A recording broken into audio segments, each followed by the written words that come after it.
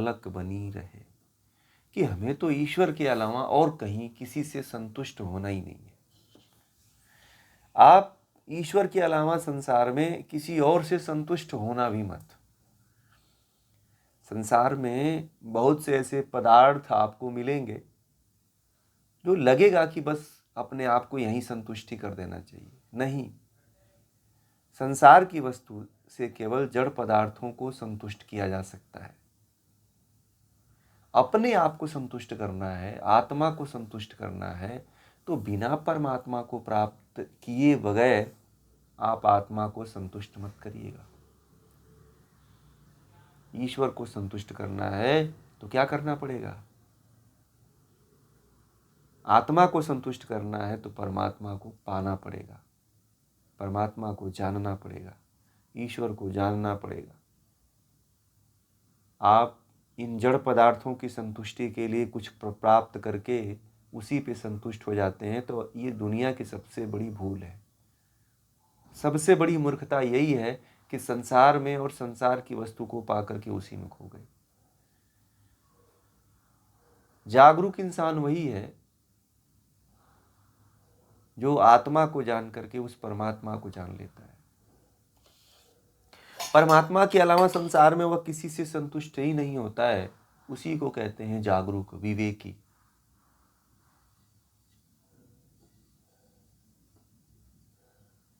जीवन रहते हुए ईश्वर को और ईश्वर के मार्ग पे चलने का यदि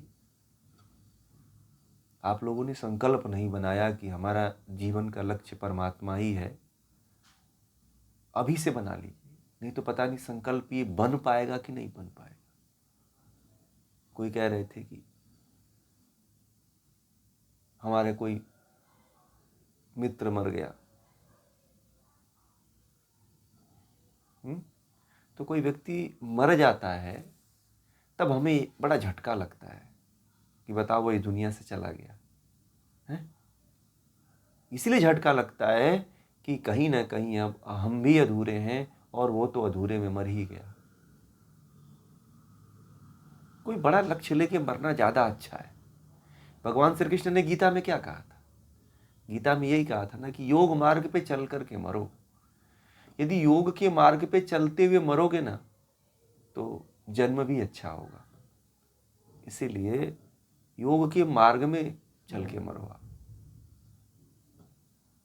योग में चलते हुए मरो, ऐसे मत मरो। आप धर्म के पथ पे, अध्यात्म के पथ पे चलते हुए मरो।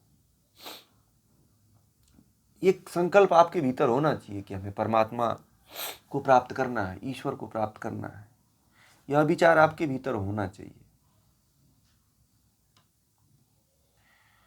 संसार की वस्तु को प्राप्त करने का विचार लेकर के मरते हैं तो संसार को ही प्राप्त होंगे।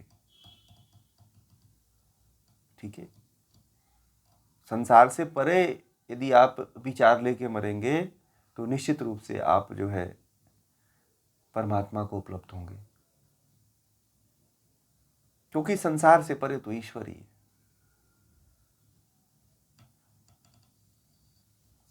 जीवन में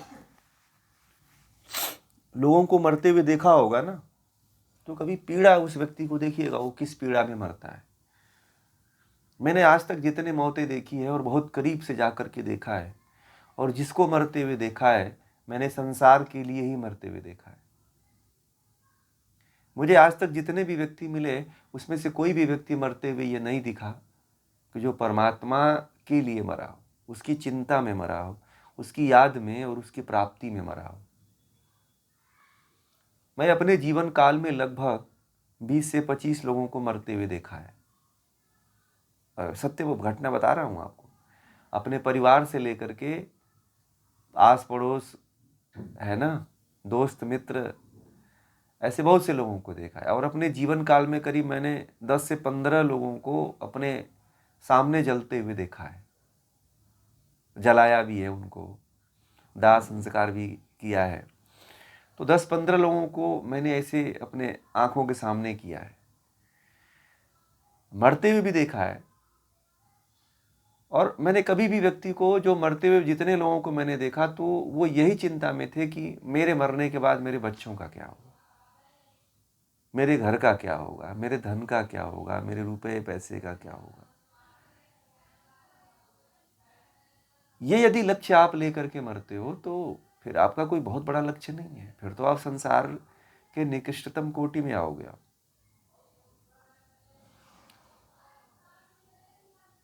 मैं एक दिन आप लोगों से कहा था कि यदि व्यक्ति 50% अच्छा कर्म करता है और 50% बुरा कर्म करता है तो साधारण मनुष्य का जन्म मिलेगा उसे, सिंपल।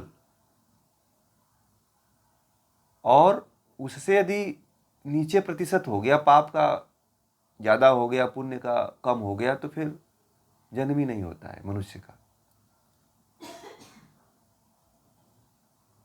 ठीक है। आज इतने कीड़े मकोड़े और इतने वायरस क्यों पैदा हो रहे हैं? क्योंकि जितने पाप हो रहे हैं ना, उस पाप का फल वो जीव जंतु ही तो भोग रहे हैं ना, इसलिए उत्पन्न होते हैं और मरते हैं। इसलिए ज़्यादा से ज़्यादा अच्छा कर्म करो और योग के मार्ग पे आप लोग चलते हुए कर्म करो। इच्छा ऐसी होनी चाहिए कि परमात्मा मिले। किसी छोटी इच्छा के लिए मरना जो है जीवन का एक बहुत बड़ा अपमान है। कोई मर जाता है कि मैं ये काम नहीं कर पाया, कोई मर जाता है कि मैंने अपने लड़के का नाती नहीं देख पाया कोई मर जाता है कि मैं अपने बेटे बेटी का विवाह नहीं कर पाया। ये सब, इस पे भी नहीं मरना चाहिए। लक्ष्य आपका, यदि मरो ना तो मरते समय आपका लक्ष्य घर वालों से, परिवार वालों से यही कहो आप कि मैं परमात्मा को नहीं प्राप्त कर पाया। और आप लोगों में से तो मुझे लगता है कि सभी लोग यही कहते हुए मरोगे, इसीलिए दुख आप लोगों को होगा कि परमात्मा को नहीं प्राप्त कर पाए। बल्कि आप लोग अभी लगे हुए हो सकता है कि परमात्मा की कुछ ना कुछ अनुभूति हो जाए ये कोई नहीं कुछ कह सकता है कि नहीं? तो आप लोगों का ध्येय यही होना चाहिए और आप लोगों को ध्येय बना ही लेना चाहिए कि यदि हमारी मृत्यु हो तो उसका सोच जो हो मरने का, जो कारण हो मरने का, जो विचार हो मरने का, यही कि परमात्मा को नहीं प्राप्त कर पाए। अब ये नहीं होना चाहिए कि हम किसी व्यक्ति को नहीं प्राप्त कर पाए इसलिए मृत्यु नहीं होना चाहिए। ठीक है, मृत्यु इसलिए नहीं होना चाहिए कि मैंने किसी व्यक्ति को नहीं प्राप्त कर पाया। ये मृत्यु जो है सबसे निकृष्ट मृत्यु होती है। ठीक है, तो ये कबीरदास जी के पद का थोड़ा सा तात्पर्य रहा और बाकी इसके बारे में फिर हम लोग कल चर्चा करेंगे। आज तो थोड़ा सा कम ही समय हमने लिया है, आधे घंटे का। योग दर्शन के